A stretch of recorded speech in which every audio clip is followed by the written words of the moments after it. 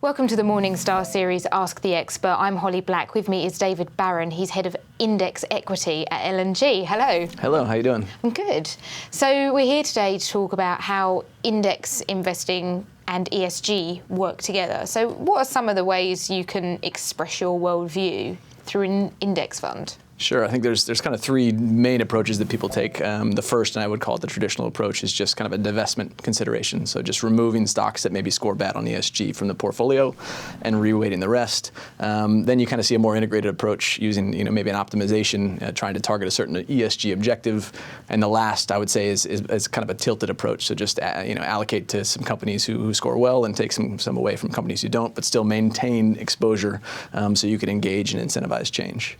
But I would have thought, so in index, you're just tracking a chosen market. So do you have the flexibility to divest from companies? Yeah, so that's a great question. So some of this you can build into the index strategy itself, and then in some instances, there is an opportunity to take a little bit of tracking error in the fund if there's a really potentially bad actor that's not engaging on how you'd like them to engage. So one of the things that we do is a set of targeted engagement strategies with some high-profile companies, and if they don't meet some minimum criteria, we can remove them from the fund, and then from a fund management perspective, kind of reweight the fund to make sure that we're still tracking that mainstream index that we're targeting.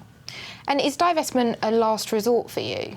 Absolutely. I mean, last resort, I think, the focus is always on the engagement story, and that there's a lot of that we can do. That's why we think one of the logical ways to build an ESG index is to hold, the majority of companies so you can still have that kind of voice. So yeah, engage, and then if there is no response, a big stick can be that divestment. So how often does that come up that you would do that? In one set of our funds, we call them the Future World Range. It's an annual process. So set some minimum criteria, engage with the companies.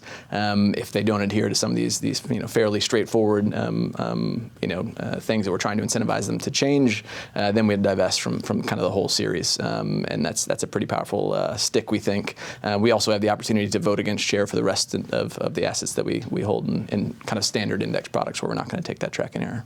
But isn't it hard to get a business to change if you don't invest in it, if you don't hold its shares? Absolutely, and I think that's why it is a last resort. I do think when you come up with that divestment and potentially some naming and faming and naming and shaming with a subset of companies, you do get some pretty good responses. So actually, since divesting in this Future World Range, 2 companies who are on the bad list effectively have gotten back into the index products because they've righted their ship. So we're still seeing engagement after divestment, partially because we hold them in other funds, and partially because they want to get back into this fund range.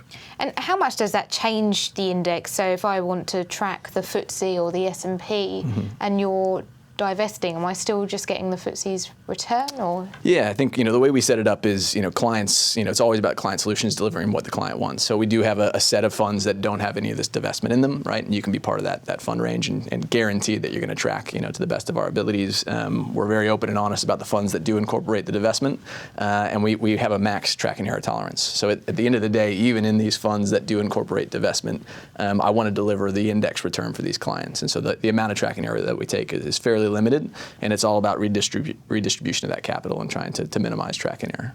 Well, thank you so much for your time. Yeah, absolutely. Thank you. And thanks for joining us.